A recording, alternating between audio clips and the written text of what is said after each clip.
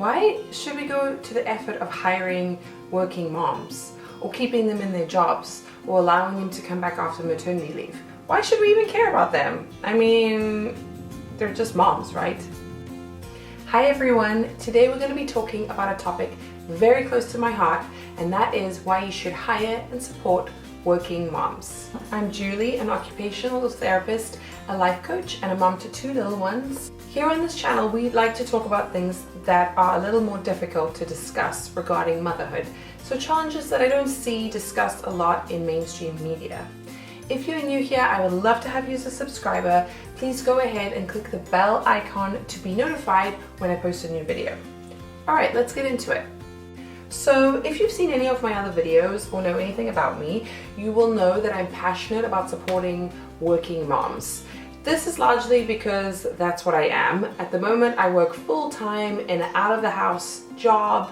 I have a 4.5-year-old, and after I had him, I was on maternity leave for 6 months, which was wonderful. It wasn't a paid maternity leave, but I was able to spend the time with him.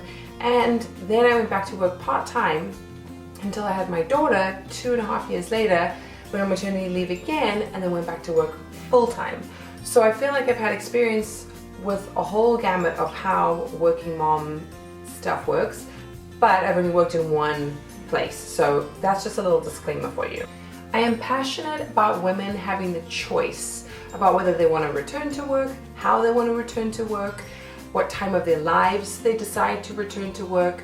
And I think that's really the important thing. I don't necessarily think that you have to go back to the job that you had prior to having a baby, but I think there should be some element of flexibility, adaptability, some kind of conversation around how we can support moms. And I'm going to explore that in this video as to why we would even go to the trouble of that, because let's be honest, when you're trying to combine essentially 2 full-time jobs, motherhood or parenting, and a regular full-time job, it's not the same as it was. You're trying to fit the same amount of things in, you're trying to fit double the amount or triple the amount of things into the same amount of time. And a lot of employers, perhaps on the surface rightly so, will think that that is impossible and that there's no place to have both.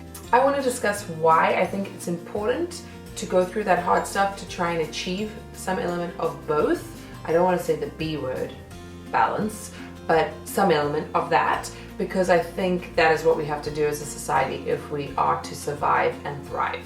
The first reason why I think we should hire moms is because, heck man, they manage like a boss. If you have been around little kids, or if you are a parent yourself, you know that once that little baby comes into your world, it is the boss. It controls your life, and you now have to create some kind of boundaries, some kind of hierarchy where you take your control back, because in the beginning it's like being hit by a truck and you don't know what the hell is going on. So I feel like these skills, which are kind of thrust upon you without any training, really prepare you for the circumstances that can happen at work. To see moms really organizing their time, thinking of creative ways to do things, thinking out of the box, because they really are challenged and get to practice this on a daily basis. The other thing is that moms, and I'm speaking about moms, but of course dads as well. I'm just a mom, so that's my perspective. But they have to take on the household. They have to go to work. They have to get themselves ready in the morning, the kids ready in the morning. They have to organize birthday parties and school events and holiday time. And it's all very stressful, and it's a lot of stuff that kind of gets plonked on you when you're a parent that you don't really appreciate or understand as much when you're a single person or don't have children. So you're very quickly having to kind of adapt to stay alive essentially, or to have some kind of semblance of life that you want by really upping your skills. So I think this can really be transferred into the workplace, and I think this is a major advantage of hiring a mother. Moms become excellent at problem solving and damage control. Little kids provide you with ample practice for crazy meltdowns. They have literal tantrums, which I know can happen in the workplace too, but perhaps not in the same way as a 2-year-old throwing themselves on the floor, screaming in public. And I think as a mom, you have to quickly act on your feet. You have to diffuse the situation as best you can with a little person that is not going to let it let you go easy. It's the hardest thing ever from that perspective. And I think when those kind of difficult situations happen at work, you kind of think, well, you know, I've gone through this with a 2-year-old or with my 4-year-old, I can do this. And having that confidence when you go back to work is really, really important. Moms are efficient machines. You realize after you have a child that any kind of me time is really just an ethereal concept. You know, it doesn't really exist anymore, and you wish you could go back to your former self and say, appreciate the time you have, because it's all gonna go. You're not gonna be able to sleep late, or just go on vacation, or just go out to dinner without some major planning.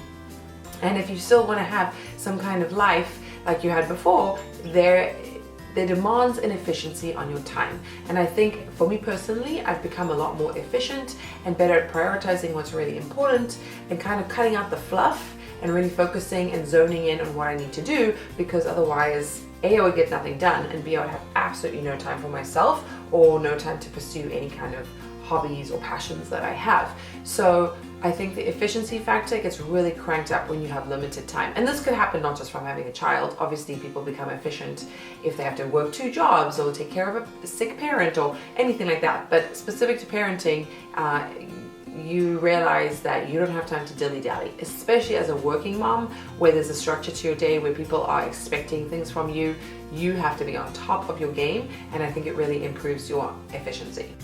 With regards to efficiency, I would love to know in the comments below what has become more of a priority in your life, how you've improved on your efficiency if you have, or where you're struggling to be efficient in which area of your life.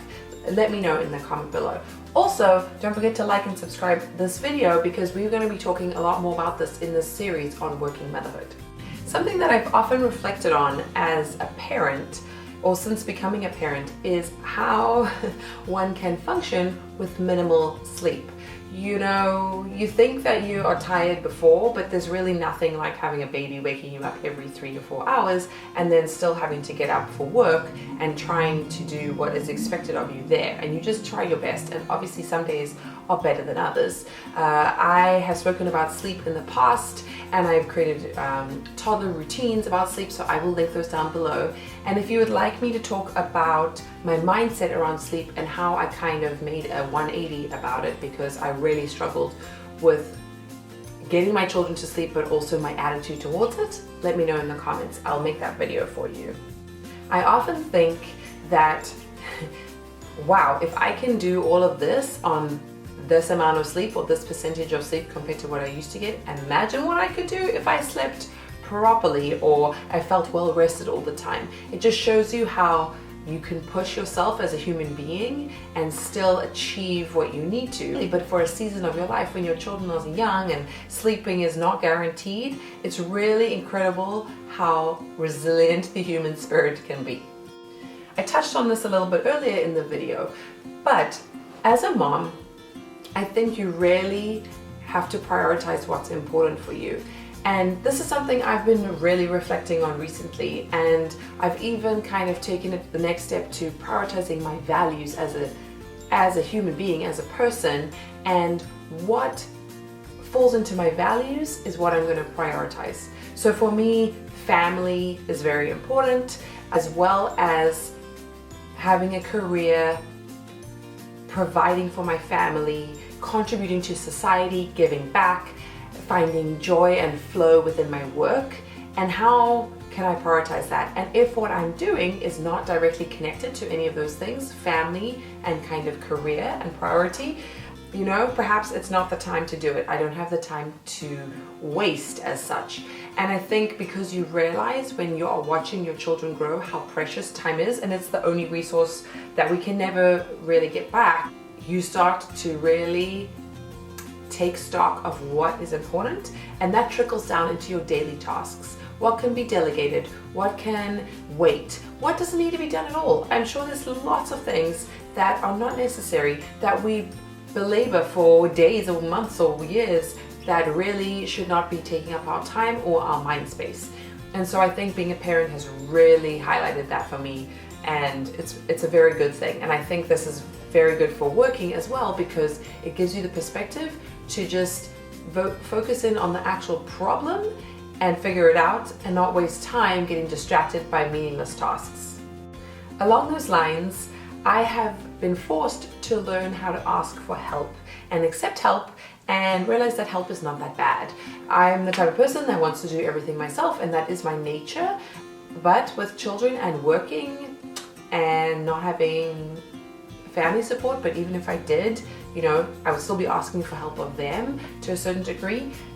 I think it's been a good thing, because I think a lot of people struggle to delegate tasks. They struggle to let go of things, and they struggle to ask for help, essentially. And being a parent, you have to ask for help, whether that's with your spouse, asking for things that you just, previously you might have just expected that they would do, and they don't just automatically do it. They don't know that that's what you need. So whether it's from that perspective of from a very intimate relationship, or to your friends, or to your colleagues, or to your boss, which is incredibly scary, or to just, society as a whole. How can we all support each other and help one another? I think it's a great skill to learn how to do. I think it's important to teach our children to use their resources, to use their network, to learn how to network.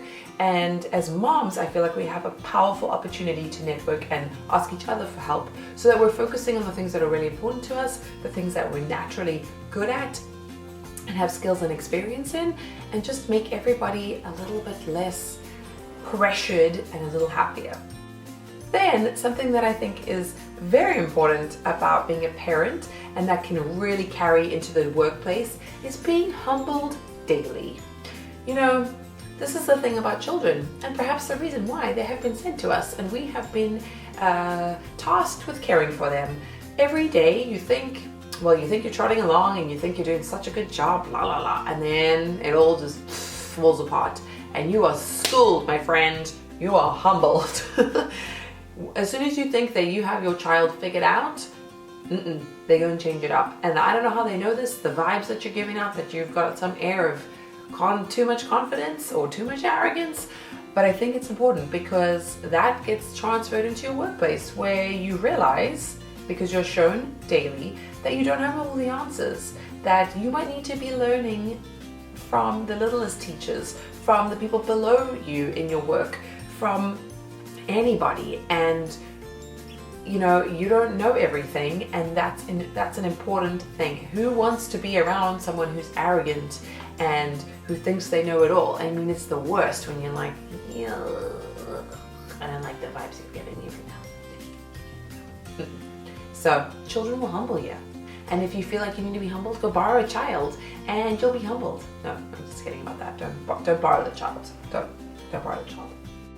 And one last thing that I think should be a real reason why we should support working mothers and hire them and utilize them, besides the fact that many women feel like they have to quit their jobs because they can't be a parent and work, or they have to find a different job. And to me, it's just heartbreaking to see these talented, successful, smart women having to leave because there can't be reasonable accommodations made to the society or the culture as a whole. And I know that's a huge problem, and maybe I'm really lofty in thinking that we can make changes, but even if it's happening in one organization or in one department, it's still going to affect those lives, and it's going to affect the children that are in the homes of those moms. But what I would say is, everybody has a mother or has had a mother, and if this was your mom going through these struggles of, should I work? Should I parent? How can I do both? I need to pay for my family. I need to contribute financially, but I feel like I can't be present. I'm under so much pressure. It's in society's best interest to support the people that are raising the future generations, because if we can't support them, we're just creating a whole future generation of people that don't have the mothers that they need. If it was your mother, wouldn't you have wanted her to be home when you needed her, or to have the flexibility to see you in a concert at school versus being in a meeting, or with the use of technology where we can connect virtually, have some kind of flexibility around that? And I understand, I really do, that not every environment can be remote or can be what we would term flexible. But I see it happening in other parts of the world where people are petitioning for 4-day work week. Longer vacations are just the norm, you know, obviously longer maternity leaves are normal compared to the United States. So I know it's possible, and I know that there are studies out there that show that people that work less and more efficiently actually do a better job overall. And just remember that these parents are raising our future society. And so by doing the hard things now, setting things in place which may be different from what we're used to, where we're now breaking the mold, is only going to benefit us. Nothing worth doing is easy, and I think supporting our mothers is just the most important thing that we can do as a human race. In an effort to think out of the box and think of creative solutions, I would love to know if you have implemented anything in your workplace or seen anything unusual that has helped to accommodate parents and just people in general. You don't have to have a child to want more balance in your life, but that's a topic for a whole other day. So if you have any ideas of how we can support each other, please leave them in the comments below. I would love to read them, and I read every comment and respond. I think it's a great way for us to grow as a community. As always, thank you so much for watching this video, for taking the time to talk and listen about these important issues that I think are just the cusp of a greater conversation that we need to have. Please go ahead and like the video if you enjoyed it, subscribe, and make sure your bell notification is turned on. Leave in the comments below what you think we should talk about next, and I will see you in my next video. Bye!